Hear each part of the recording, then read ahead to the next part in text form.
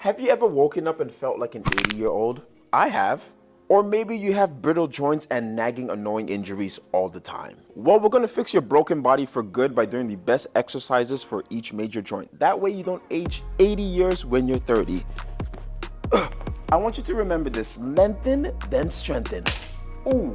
We're going to start up top with the chest and the shoulders because yours are probably rounded because you sit all day at work and at home and you only do chest exercises like a gym bro, and now you look like a caveman. It's chest day, bro or woman. We're going to fix this by opening up the chest and strengthening the muscles that support better posture.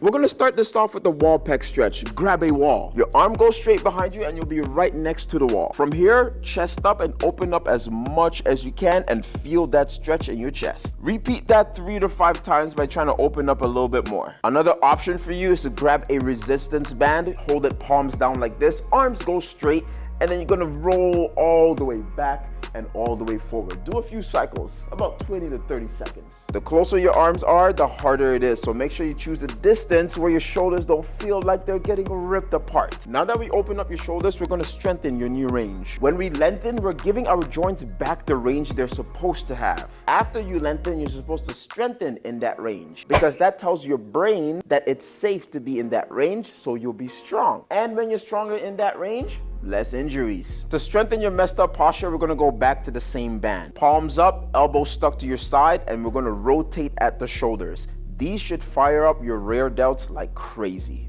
And to progress this, you would just do band pull-aparts. Arms straight out in front of you, and we're going to pull the band across your chest and squeeze and hold for at least 2 seconds and go slow on the way down. You do that long enough and your posture should be a lot more opened up, making you look a little bit more confident. Next, we're going to do internal and external rotations, working on the smaller muscles of the shoulders. Grab a light dumbbell, and I mean light. This exercise is no joke. You do not want to be humbled by this one. Bend your knee, elbows at 90 degrees. From here, we're going to internally rotate as much as we can, then externally rotate as much as we can. Stay in control the entire time, 10 to 12 reps. Next is the spine, and the spine can be sensitive because there's a lot of moving parts, but we'll cover the basics. If you have a tight upper back, grab a foam roller, put it on the floor. Put your mid back on it, hands behind your head, and you're going to extend all the way back until your abs start to shake.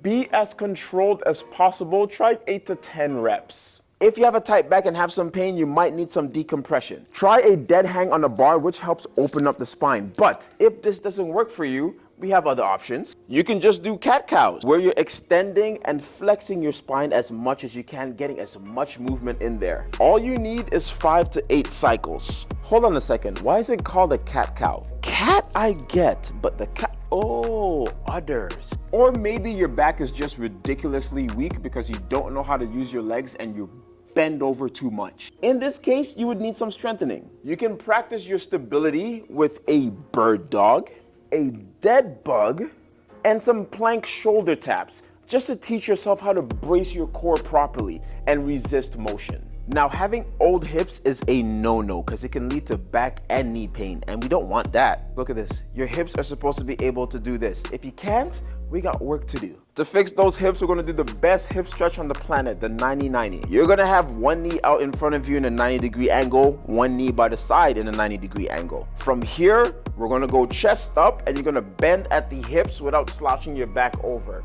And drop down as much as you can, trying to get your chest down to your thigh. And let me tell you something, this is going to burn. And you can work on each side 30 to 45 seconds. Strengthening the hips is even easier. You can be in a seated position with your legs straight, raising your leg and slowly dropping it down. Front hip cramping or quad cramping, very normal. We're gonna strengthen your hips by strengthening the strongest muscle in your body, the glutes. Grab a band and put them around your knees. Go down into side plank position, hips up, and just fire those glutes away with clamshells. You can even hold this at the top to get an extra burn. You can just rep these out at least 20 to 30 reps. And everybody's biggest enemy, knees. See, now you can't stretch the knee, but you can stretch the muscles that pull on the knee. Grab a chair or a couch because we're doing the couch stretch. Back foot goes behind you, body stays upright. From here, you're going to squeeze your glutes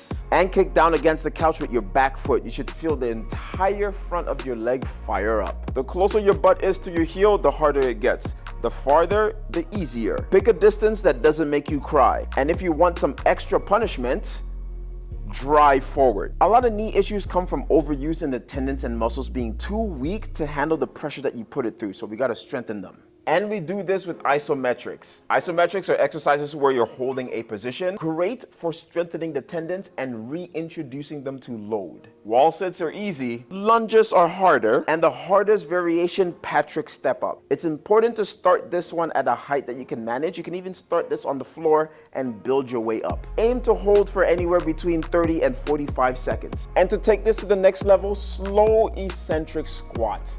Tendons love slow movements, so you would do 5 seconds down, 5 seconds up. We really underestimate how important our ankles are until we mess them up and we can't walk on them anymore.